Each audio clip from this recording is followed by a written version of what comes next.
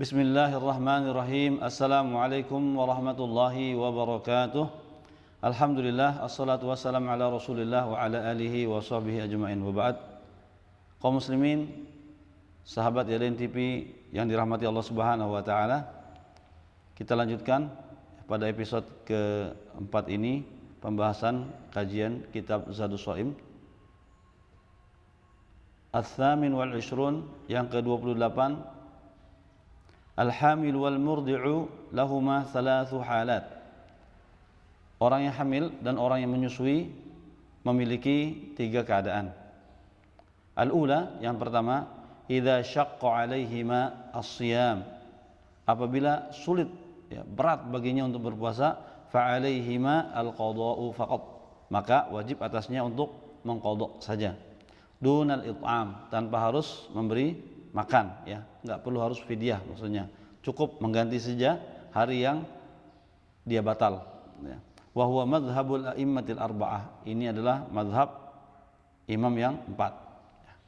Ats-tsaniyah, yang kedua, idza khafata, apabila mereka, yaitu orang yang hamil dan orang yang menyusui, khawatir alal janin, terhadap keselamatan janinnya, kesehatan janinnya, awit tifl, atau anaknya, udah lahir tapi masih dalam penyusuan, faqat, farrajih, maka yang rajih hukumnya adalah min qaulail ulama, di antara dua pendapat ulama, annahu yajibul qada, bahwasanya wajib atas dia untuk mengqada.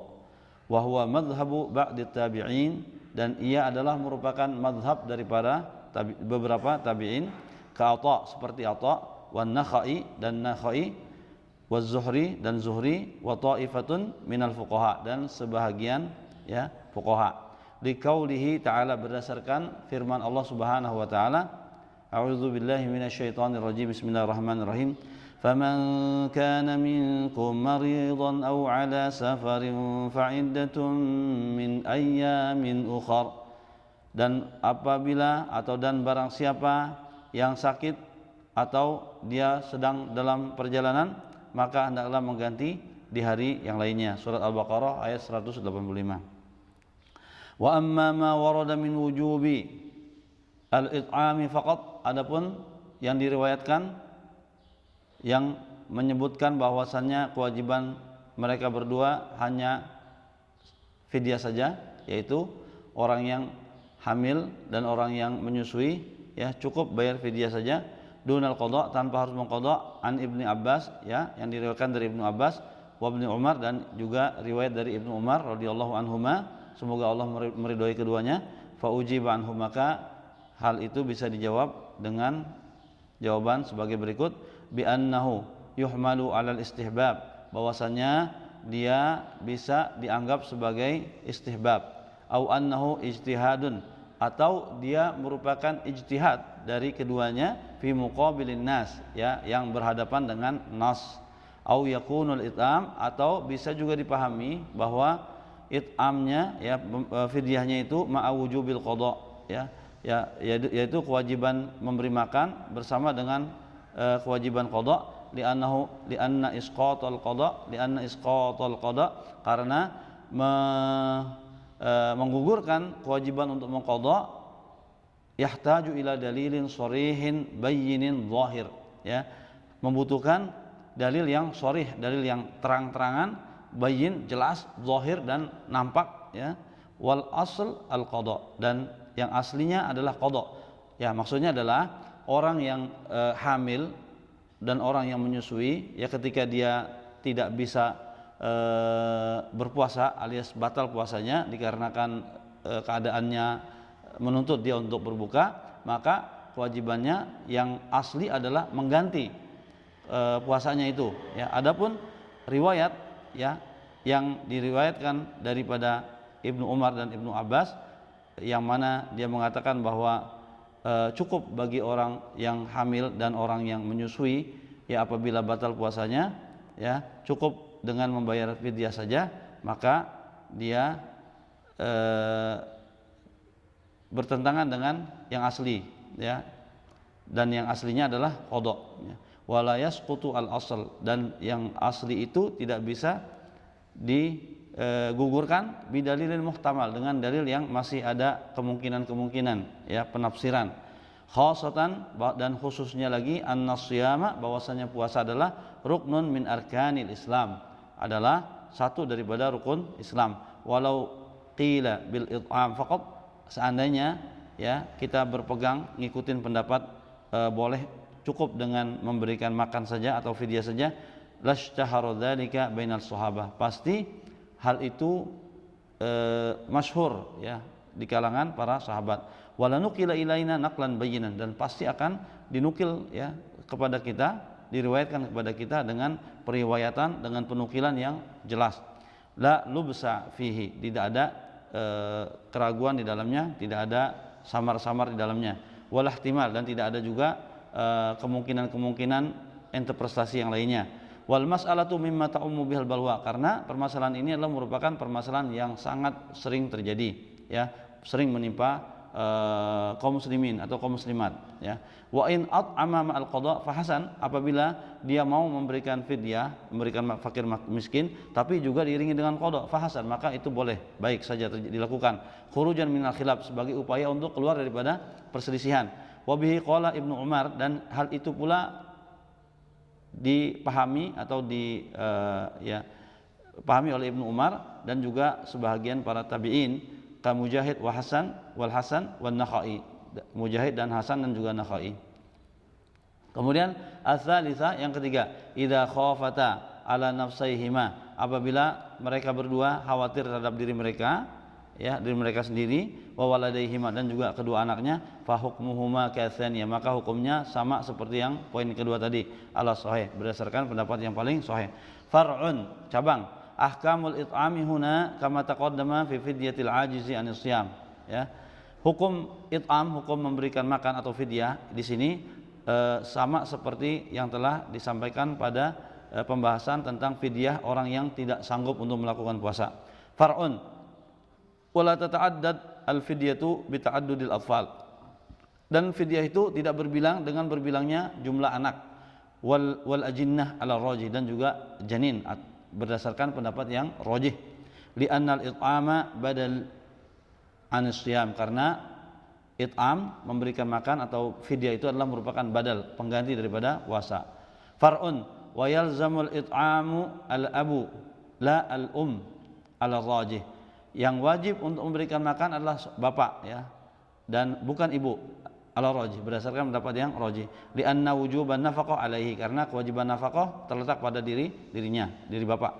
At-tasi wal ishrun, ya'khudhu hukmal hamili wal murdi'i idza aftarata li maslahati al-janin wat tifl faqat, qul man aftara li maslahatil ghair. Orang yang berbuka dikarenakan untuk kemaslahatan orang lain, maka dia mengambil hukum seperti hukum orang yang hamil dan orang yang menyusui apabila dia berbuka dikarenakan kemaslahatan janin ataupun anak ya. Kaman aftara liinqadh, seperti halnya orang yang berbuka dikarenakan ingin menyelamatkan orang yang tenggelam. Au marid wa nahwiha, atau orang yang sakit ya, wa nahwiha wa nahwihima, atau yang serupa dengannya. Wa huwa madhhabu jam'in minal fuqaha, dan ini adalah merupakan madhab sebagian atau sekelompok daripada fuqaha ya. Ats-tsalathun, man aftara li maslahatil ghairi fala yalzamuhul imsak, dan barang siapa yang berbuka untuk kemaslahatan orang lain, fala yalzamuhul imsak, maka tidak ada kewajiban baginya untuk menahan diri dari makan dan minum, baqiyat yaumihi, sisa harinya ya. Kalau itu terjadi pada jam 12, maka dia boleh untuk makan terus sampai sore hari ya, sampai maghrib ya. La faidata min dzalik, li'annahu la faidata min dzalik, karena tidak ada faidah dari hal itu. Walidu'fi dalili mujibil imsak, dikarenakan lemahnya dalil yang mewajibkan untuk menahan diri.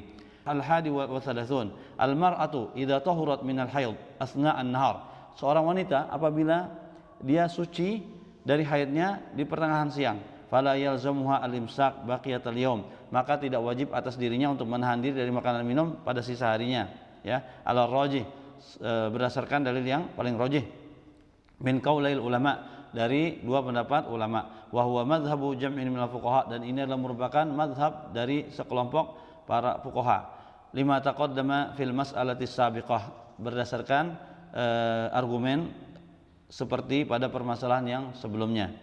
Ats-tsani wal thalathun idza tahurat qabla al-fajr, apabila wanita yang haid ya, suci sebelum fajar, wa kita salat, lalu dia mandi ba'dal fajar, setelah fajar, fa shaumuha sahih, maka puasanya sah. Wa huwa madhhabu jumhuril fuqaha, dan ini adalah merupakan madhab jumhur fuqaha. Ats-tsalits wa thalathun man ta'lam anna haidataha muttaribah, barang siapa wanita yang mengetahui bahwa haidnya itu tidak stabil, ya, wahtimal maji'iha fa inna 'alaiha an la tanwi al-fitr, dan kedatangannya itu sangat relatif, ya, bisa datang bisa tidak, ya. Fa inna 'alaiha, maka kewajibannya adalah jangan dia meniatkan untuk berbuka, jangan niat untuk membatalkan puasanya. Wala taqta niyatas shiyam, dan janganlah dia memutuskan niat untuk berpuasa. Fa in qamat minan naum, dan apabila dia bangun dari tidur, wa wajadatha, lalu dia mendapatkan haidnya datang, fa innaha tuftir, maka barulah dia berbuka. Wa illa tukmil, apabila tidak maka dia teruskan puasanya, ya, tukmil siyamaha. Wala yasihu an takuna niyatuha mutaraddidatan baina siyami wal fitr, dan tidak boleh niatnya itu ragu antara puasa atau batal, ya, antara puasa atau berbuka, ya. Ar-rabi wal thalathun, yang ke-34, al-istihadatu la tamna'u shalah, istihadah tidak menghalangi orang untuk melakukan salat, wala siyam, dan juga puasa, ittifaqan, berdasarkan kesepakatan para ulama, wal adillatu fi dzalika mustahirah, dan dalilnya sangat masyhur, ya. Al-khamis wa thalathun al-kadirah, keruh, wasufrah, dan warna kekuningan, inda nisa, pada wanita, laha halat, ada beberapa keadaan. Al-ula, yang pertama, qabla waqtil haid la tuftir, apabila terjadi sebelum waktu haid, la tufattir, maka dia tidak membatalkan, ya. Ats-tsaniyah, yang kedua, waqtal haid, terjadi atau adanya pada waktu haid, hukmuha hukmul haid, maka hukumnya adalah hukum seakan-akan dia sudah datang haid. Ats-tsalisah, yang ketiga, akhir waqtil haidhi wa qabla tuhur, apabila terjadi pada akhir daripada waktu haidnya dia, wa qabla tuhur, dan sebelum suci, hukmuha hukmul haid, maka hukumnya adalah seakan-akan itu adalah darah haid, ya.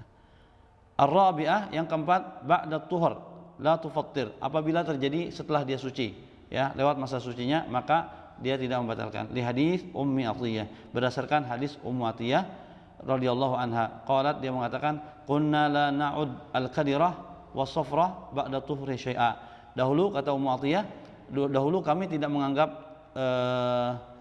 menganggap apa-apa kekeruhan dan warna keruh dan warna kuning, ya, setelah masa suci, ya.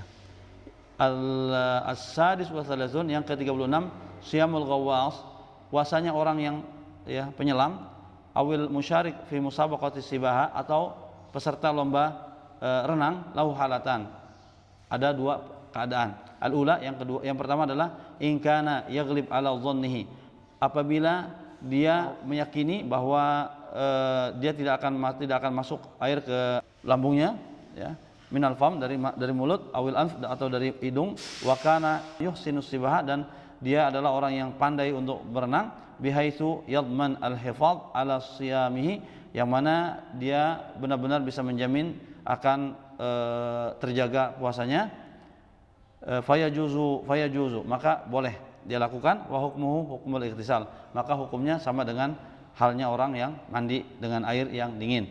Wa huwa madhhabul a'immatil arba'ah, ini adalah merupakan madhab daripada imam yang empat.